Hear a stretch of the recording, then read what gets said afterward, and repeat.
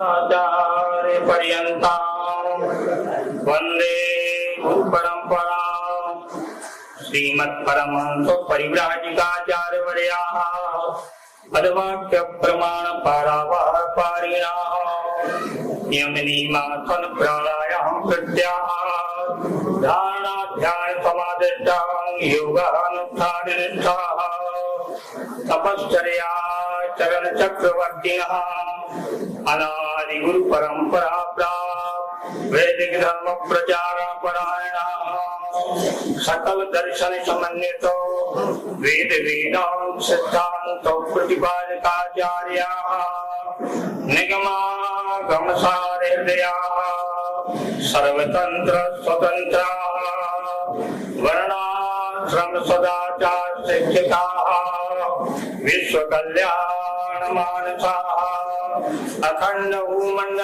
भूमंडलाचार्याः श्रीमदाद्य शंकराचार्य भगवत्पाद स्थापित मर्यादा पोषण परायणाः परापर विद्या विद्योदितान् सकर्णाः अलकनंदा तीरवासिनः उत्तरामनाय ज्योतिर्मठाधीश्वराः गोमती तीरवासी पश्चिमामनाय द्वारका शारदा पीठाधीश्वराः अनंत श्री विभूषित श्रीमद् जगद्गुरु शंकराचार्य श्री स्वरूपानंद सरस्वती स्वामी वर्याः विजयन्तेतरा धर्म की अधर्म का प्राणियों में विश्व का गो माता की गो हत्या धर्म सम्राट जगद्गुरु शंकराचार्य भगवान की ज्योतिष पीठाधीश्वर महाराज की द्वारका शारदा पीठाधीश्वर महाराज की जगदम्बा महारानी की बद्री विशाल भगवान की द्वारकाधीश भगवान की चंद्रमौलीश्वर भगवान की हर हर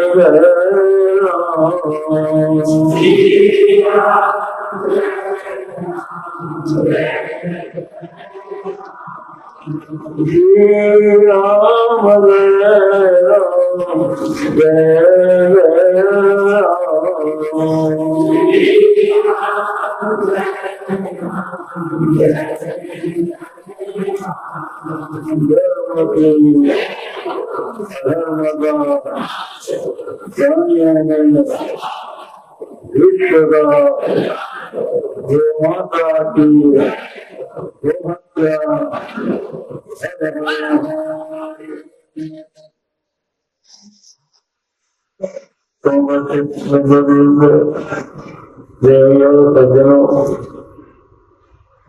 आज का दिन गुरु पूर्णिमा कहा जाता है।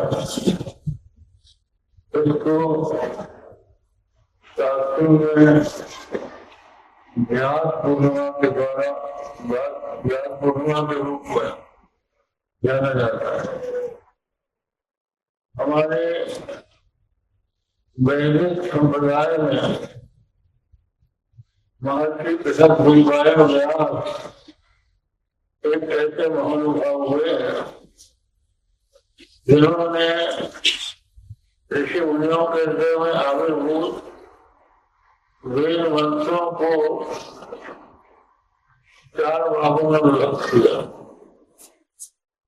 और उनके 4 नाम दिए उनको ऋग्वेद, यजुर्वेद, सामवेद, अथर्ववेद।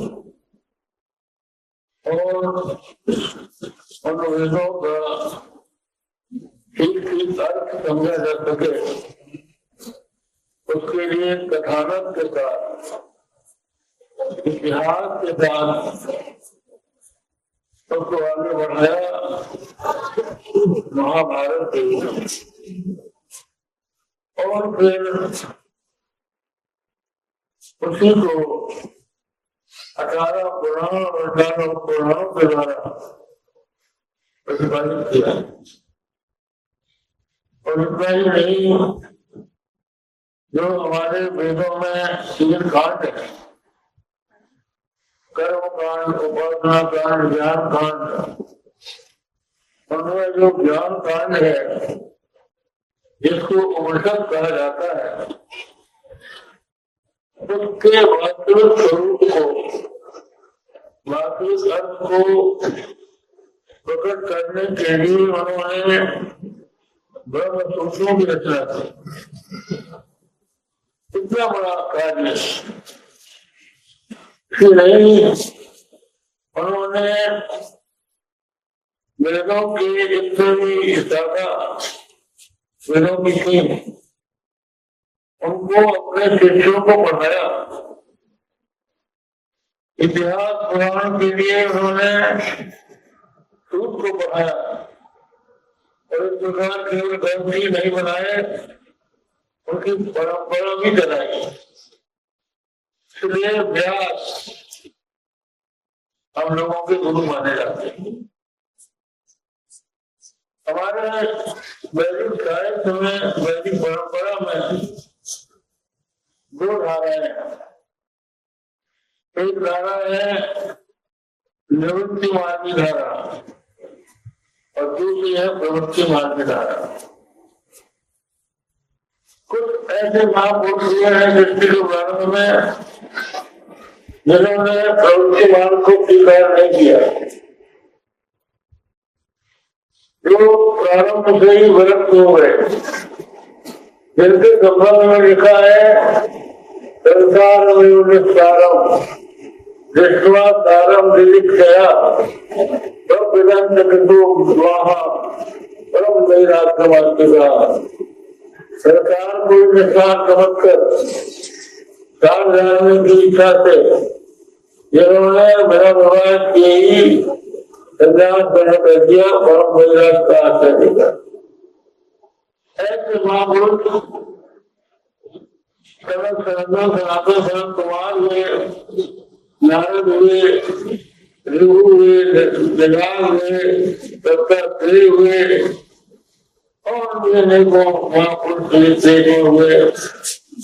उसी परंपरा में गौरपादाचार्य हुए, गोविंदाचार्य हुए, शंकराचार्य हुए और उनकी परंपरा आज तक चल रही है।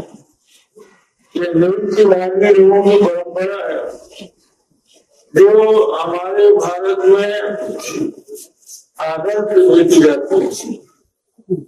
निवृत्ति मार्गी जो है वो भी अंत में निवृत्ति मार्ग की ओर ही अग्रसर होते हैं।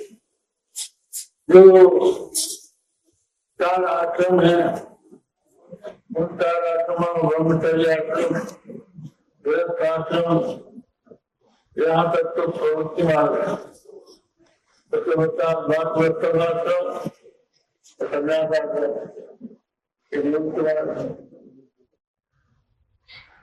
तो यहाँ मनुष्य जीवन जिसके लिए हमें प्राप्त हुआ है उसको सार्थक करने का अवसर प्रत्येक मनुष्य को मिलता है और उसका मार्गदर्शन कृष्ण भगवान व्यास ने पहले किया और वो उनका जो ज्ञान है वो परंपरागत रूप से हमारे गुरु तक आया। ये नियम है हमारे भारत का, वैशिष्ट्य है। यहाँ पर ज्ञान का दान होता है, ज्ञान बेचा नहीं जाता।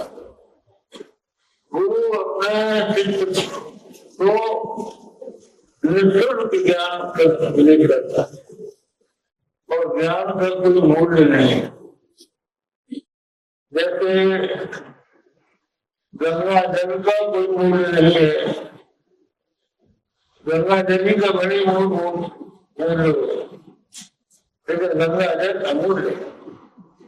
इसी प्रकार गुरु के द्वारा जो हमें उपदेश दिया जाता है वह भी अमूल्य है।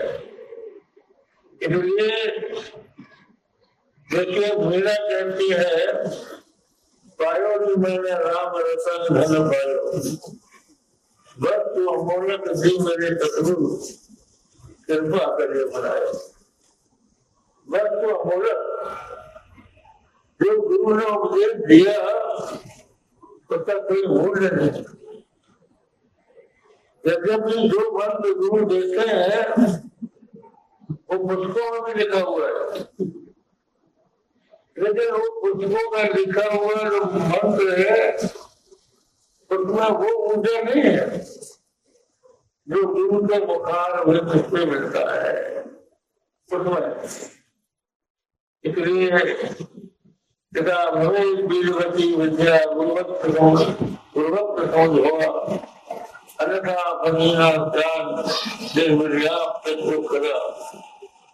जो विद्या गुरु के मुख से निकली है वो बीजवती होती है, अन्यथा फनीना निर्विद्या और अति दुखदा हो जाती है। इसलिए गुरु हमें निष्ठुर ज्ञान का दान करते हैं और शिष्य गुरु के दिए हुए ज्ञान को कृतज्ञता पूर्वक स्वीकार करता है और उनके प्रति श्रद्धावन्त होकर उनके वचनों का श्रवण मनन निधिध्यासन करके अपने जीवन को सफल बनाता है। तो ये हमारे वैदिक धर्म की, वैदिक संस्कृति की परंपरा है जो आज के दिन प्रारंभ होती है। आज के ही दिन से यज्ञों का चातुर्मास प्रारंभ होता है। व्यास पूजा के बिना कोई भी व्यक्ति कभी चातुर्मास करता है तो वो भिक्षा का अधिकारी नहीं होता। जब तक कि वो व्यास पूजा न करे तब तक वो भिक्षा का अधिकारी नहीं होता। व्यास पूजा बिना भिक्षु भिक्षा महाराज करेंगे। तो इससे इसके से सन्यासी संघर्ष करता है। वैसे सन्यासी भ्रमणशील होता है, लेकिन 4 महीने इसको चातुर्मास कहते हैं वो भ्रमण छोड़ देता है। और उसका एक उद्देश्य ये भी होता है कि चातुर्मास में भूमि कीटों से भर जाती है। अगर तेषाम् अहिंसार्थं प्रविश्याम व्यति व्यति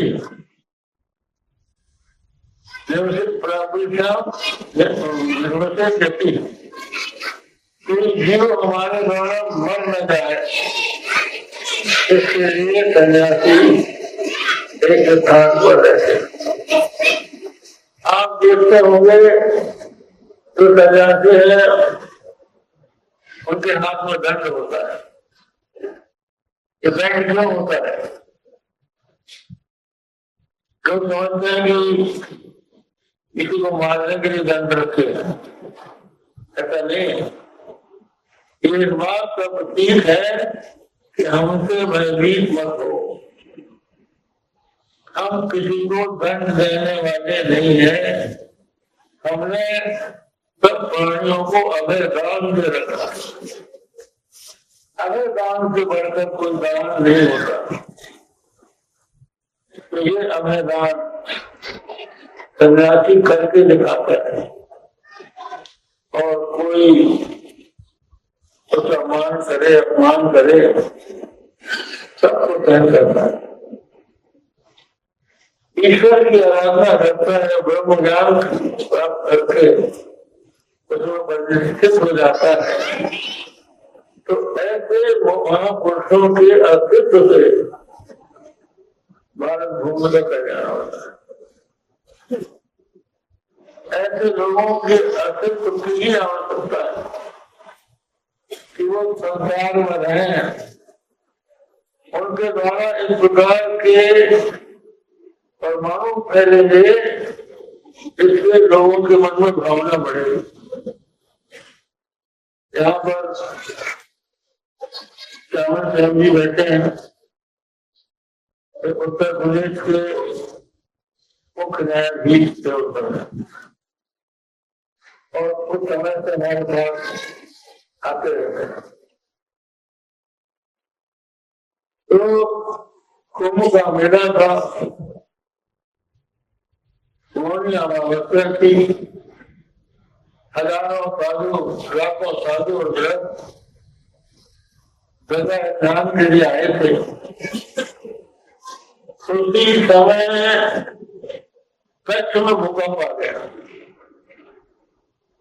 और इतना भयंकर भूकंप आया कि लोग अपने घर में बैठे बैठे धस गए। कुछ लोग बच भी गए। जब घर धसने लगा तो लोगों ने सोचा कि अब तो हम जमीन में धस रहे हैं।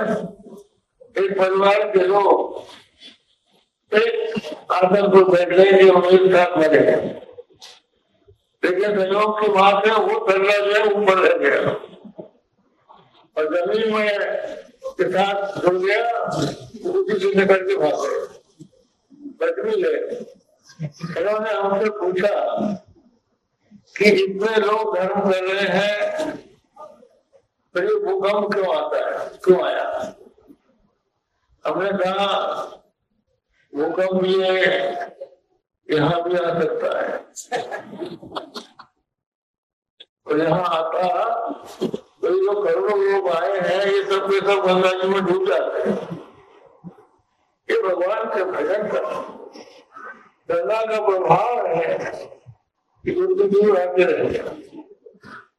तो वास्तव में विपत्तियां आती हैं, देश में आती है, समाज में आती है, तो उनको दूर करने के लिए हम लोग आध्यात्मिकता का ईश्वर को गिरा कर दिया।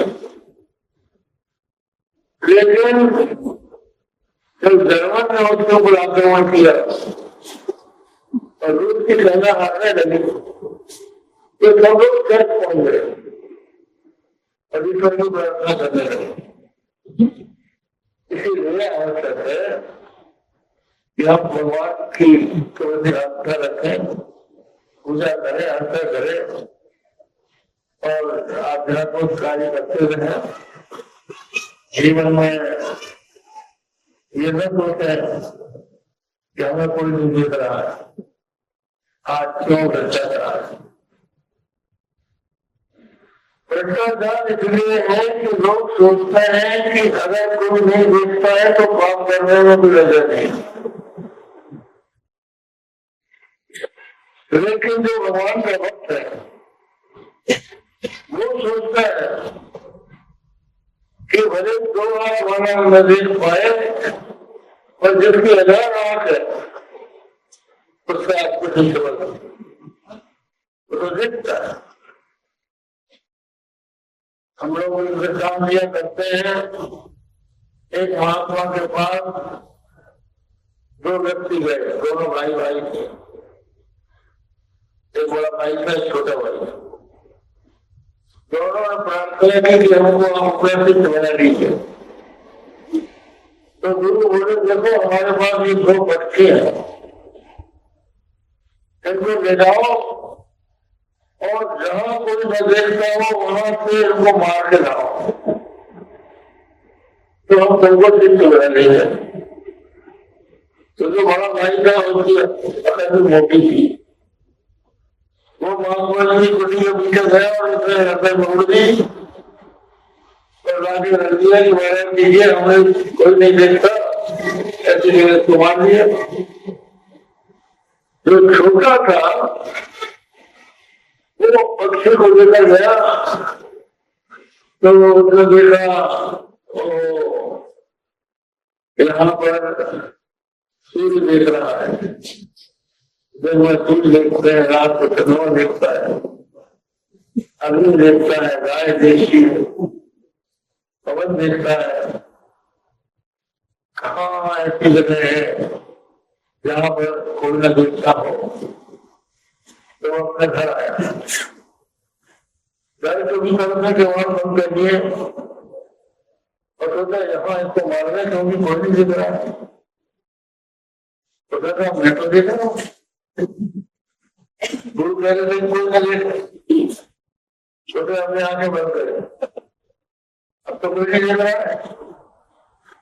तो मैं सोचा कि बड़े ही मैं न देखता हूँ लेकिन मेरे भीतर जो परमात्मा अंतर है वो तो देख रहा है। लौट के आ गया, गुरु जी शिष्य बनाओ चाहे मत बनाओ, ऐसा कोई स्थान नहीं बना जहाँ कोई न देखता। तो उन्होंने उसको शिष्य बनाया और मोटी अगर वाले को बना दिया और अपनी लोक शक्ति से सब भक्ति को गिरा दिया। तो कहने का मतलब यह है कि परमात्मा को आप बुरा नहीं करते, वो देखता है, वो सुनता है, गुरु पर चले सदा कहना कर्म कर्म करे मुझे लाना। इसलिए अपने भारत में जो व्यक्ति है संत महात्मा है, सच्चे महात्मा, आजकल तो लोग इस देश में तरह तरह के आ गए हैं, जो सफल महात्मा है वो स्वयं धर्म का आचरण करते हैं और लोगों को उसकी प्रेरणा देते हैं। और ये जो चातुर्मास है, चातुर्मास से ही भागवत का प्रारंभ हुआ है। नारद जी ने बताया है कि वो पहले जन्म में दासी पुत्र अपना जीवन चरित्र पहले जन्म में उन्होंने बताया, पहले जन्म में एक ब्राह्मण की दासी का पुत्र।